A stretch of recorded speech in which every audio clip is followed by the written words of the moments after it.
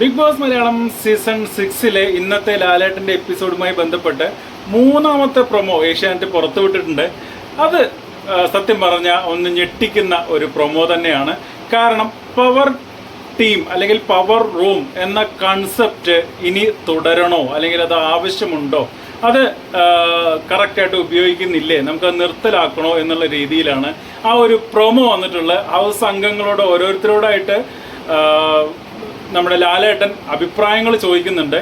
അപ്പോൾ പോസിറ്റീവായിട്ടുള്ളൊരു മറുപടി ഒന്നും ആരും പറയുന്നത് കേട്ടിട്ടില്ല. അവസാനം റസ്മിൻ പറഞ്ഞു വയ്ക്കുന്നത് പവർ ടീം കൺസെപ്റ്റിൻ്റെ ആവശ്യമില്ല എന്നുള്ളതാണ്.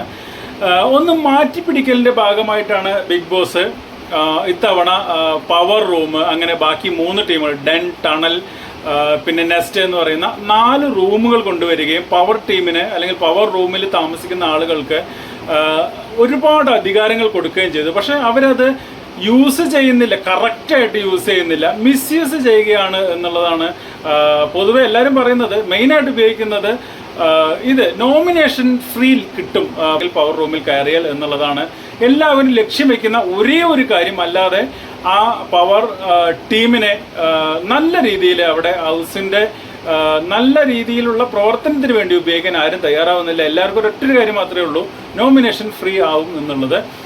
ഇനി പവർ റൂം നിർത്തലാക്കണ്ട, ഇങ്ങനെ അങ്ങ് പോട്ടെ, ഏതായാലും 10-60 ദിവസം കഴിഞ്ഞല്ലോ. ഈ നോമിനേഷൻ ഫ്രീ അങ്ങ് എടുത്ത് മാറ്റിയാൽ മതി.